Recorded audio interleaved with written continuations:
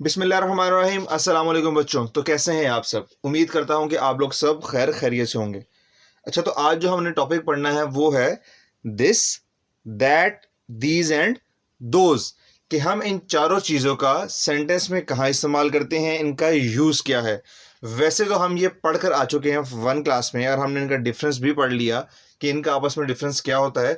यानी कि जो दिस होता है वो किस लिए इस्तेमाल होता है हमारे पास, जब हमारे पास कोई चीज़ सिंगुलर हो और हमारे करीब हो तो हम क्या इस्तेमाल करते हैं, दिस। अगर हमारे पास चीज़ सिंगुलर हो यानी एक हो और हमसे दूर हो तो हम क्या इस्तेमाल करते हैं, दैट। जब चीज़ प्लूरल हो यानी कि एक से ज़्यादा हो, दो हो या दो से ज़्यादा प्लूरल हो और वो हमारे पास करीब हो तो हम उनको पॉइंट आउट करने के लिए दीज इस्तेमाल करते हैं। और जब ज़्यादा चीज़ें हमसे दूर हों और हमने उनको पॉइंट आउट करना हो तो हम क्या इस्तेमाल करते हैं, दोज। तो हमें इससे पता लगता है कि किसी चीज़ को पॉइंट आउट करने से, किसी चीज़ को बारे में बताने से, ठीक है, हम क्या इस्तेमाल करते हैं, this, that, these and those. तो इसकी डेफिनेशन की तरफ हम चलते हैं, वो है they are use to tell which thing और पर्सन यू मीन। यानी हमारा मतलब किस चीज़ या शख्स से है। ठीक है, जैसे कि इन चारों का डिफरेंस था कि दिस हमारे करीब की चीज़ों और लोगों के लिए इस्तेमाल होता है अगर वो सिंगुलर हो। दैट हमारे लिए दूर की चीज़ के लिए इस्तेमाल होता है अगर वो सिंगुलर हो और दूर हो। दीज तब इस्तेमाल होता है जब चीज़ प्लूरल हो और हमारे करीब हो। दोस्त तब इस्तेमाल होता है जब वही चीज़ें ज़्यादा हो और दूर हो। तो क्या मतलब समझ लगा कि ये चीज़ें इस्तेमाल होती हैं किसी चीज़ या शख्स को पॉइंट आउट करने के लिए, बताने के लिए, किसी चीज़ के लिए। यानी कि हम सबसे पहले डेफिनेशन लेते हैं, दीज आर फ्लावर्स।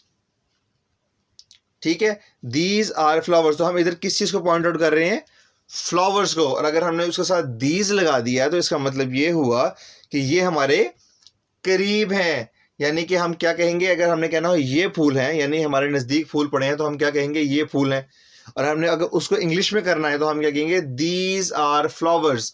दीज हमें कैसे पता लगा हमने लगाना है, क्योंकि फ्लावर के साथ एस है। इसका मतलब ये हुआ कि चीज़ हमारे पास जो फ्लावर हैं वो दो या दो से ज़्यादा हैं यानी कि प्लूरल हैं, और करीब हुए तो दीज लगेगा। ठीक हुआ, दीज आर फ्लावर्स। अब हमने यहाँ पे दीज की मदद से किसको पॉइंट आउट किया, फ्लावर को पॉइंट आउट किया। एक और एग्जांपल हम लेते हैं, दोज आर ट्रीज, यानी कि वो दरख्त हैं। अब हमें कैसे पता लगा कि ये दूर की बात कर रहा है, क्योंकि उसने इस्तेमाल किया दोज का। दोज का मतलब क्या होता था, जब चीज़ ज़्यादा होगी और हमसे दूर होगी तो हम क्या इस्तेमाल करेंगे, उसको पॉइंट आउट करने के लिए दोज इस्तेमाल करेंगे। और हमने दोज यहाँ क्यों इस्तेमाल किया, क्योंकि ट्री नहीं था हमारे पास ट्रीज था, यानी कि दो या दो से ज़्यादा थे, यानी कि प्लूरल थे और हमसे दूर थे। तो हमने क्या इस्तेमाल किया, दोज इस्तेमाल किया। एक और एग्जांपल है, दिस इज एन ऑरेंज। ठीक है, ये एक माल्टा है। तो अब हमने यहाँ पे दिस इस्तेमाल किया क्योंकि हमारे पास ऑरेंज एक था और हमारे पास ये करीब था, तो इसलिए हमने दिस लगा लिया, क्योंकि हमें पता है कि जब हम चीज़ हमारे पास सिंगुलर हो, वाहिद हो यानी एक हो और हमारे करीब हो तो हम क्या लगाते हैं, दिस लगाते हैं। तो हमने क्या लगाया, दिस इज एन ऑरेंज, यानी ये एक माल्टा है।